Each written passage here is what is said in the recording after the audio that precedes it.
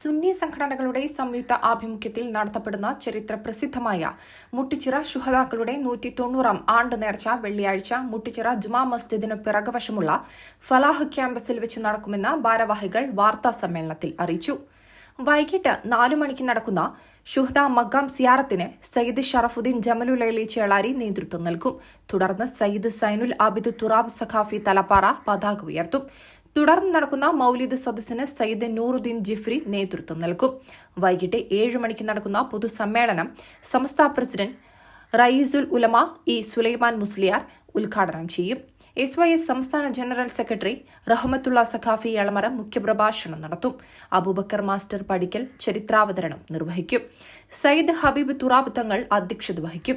SYS സംസ്ഥാന treasurer Swadiq master Velimukku, SYS Malappuram west ജില്ലാ president Abdul Majeed Ahsani, MN Kunhimuhammed Haji, Muhammad Haji Moonniyur, Sayyid Swadiq Thurab Saqafi, Farooq Saqafi Chinakkal, Uvais Adhani Vazhikkadavu, Jareer Kaithakath തുടങ്ങിയവർ പ്രസംഗിക്കും. സമാപന പ്രാർത്ഥനയ്ക്ക് സയ്യിദ് സ്വാലിഹ് തുറാബ് തങ്ങൾ കോഴിക്കോട് നേതൃത്വം നൽകും. നേർച്ചയ്ക്കെത്തുന്ന വിശ്വാസികൾക്ക് വൈകിട്ട് 4:30 മുതൽ അന്നദാനം നൽകും. മാംസവും പത്തിരിയുമാണ് നൽകി വരാറുള്ളത്. 11 രക്തസാക്ഷികളെ അനുസ്മരിച്ചുകൊണ്ട് പത്തിരിയുമായാണ് വിശ്വാസികൾ നേർച്ചയ്ക്കെത്തുന്നത്. നമ്മൾ കണ്ടെത്തിയ ഈ വരുന്ന മദ്രാസ്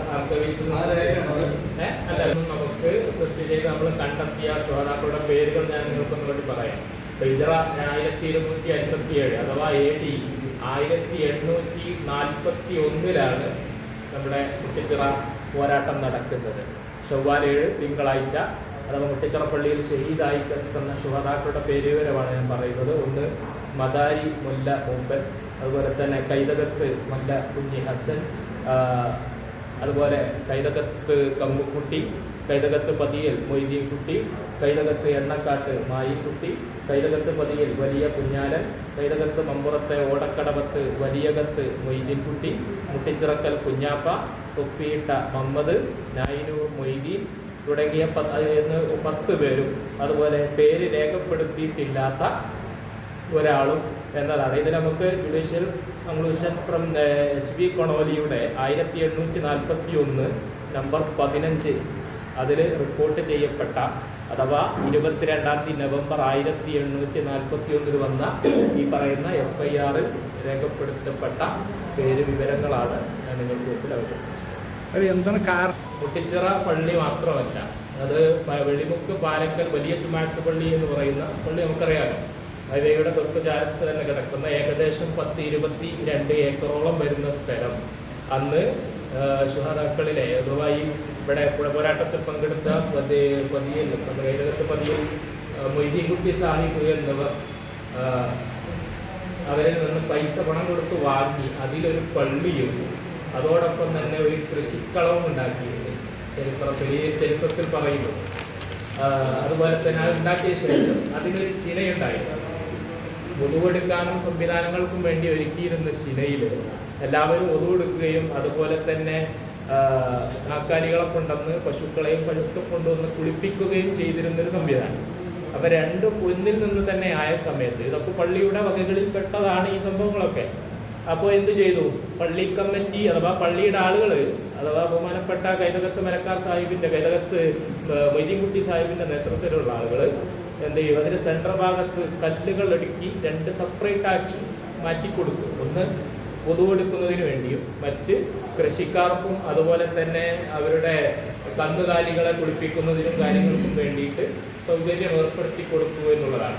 അപ്പോൾ ഇതിന് മറ്റൊരു രീതിയിലാണ് ഇത് അന്നത്തെ അധികാരിയായിരുന്ന ആളോട് പോയി പരാതിപ്പെട്ടത്.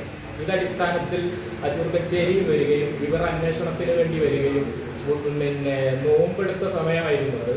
അപ്പോൾ വൈകുന്നേര സമയത്ത് ഏകദേശം നോമ്പ് തുറക്കാൻ 50 മിനിറ്റ് മാത്രം ബാക്കി നിൽക്കുന്ന ഒരു സമയത്ത് അവരോട് അജൂർ കച്ചേരിയിലേക്ക് വരാൻ വേണ്ടി പറയുകയാണ്. അപ്പോഴാണ് അന്ന് നമുക്ക് തിരുവരങ്ങാടി നമ്മുടെ ഈ അജൂർ കച്ചേരിയിലേക്ക് എത്തുക എന്ന് പറഞ്ഞാൽ പാറക്കടവ് പാലമൊക്കെ കഴിഞ്ഞുകൊണ്ട് വരും. പാറക്കടവ് പാലമൊന്നുമില്ലല്ലോ.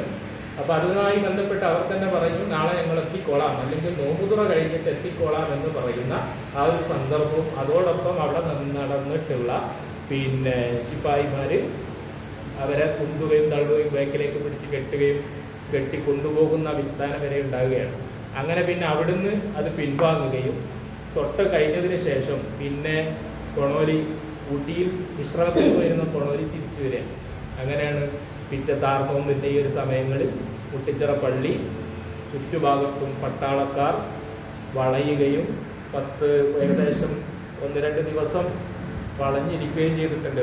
അപ്പോൾ ഈ ബ്രിട്ടീഷുകാരെന്ത് ചെയ്തിട്ടുണ്ട്, മൊത്തം പട്ടാളം പള്ളി വളഞ്ഞു.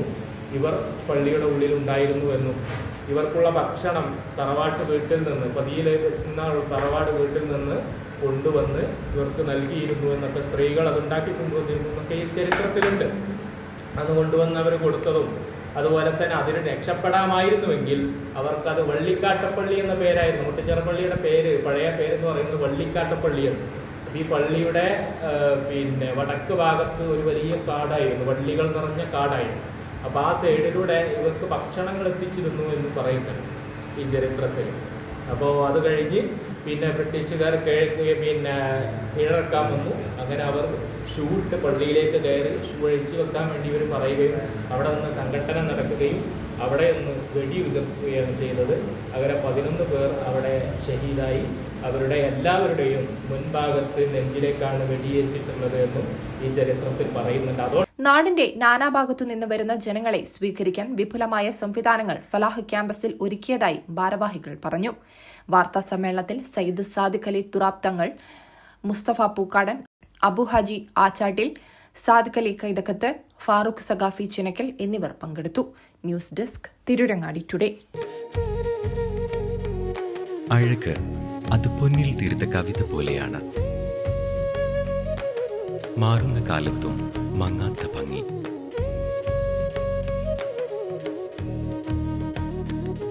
നാൽപ്പത് വർഷങ്ങൾ മിനുക്കിയ പാരമ്പര്യത്തിന്റെ തിളക്കം. Thooba jewellery, main road, Chemmad.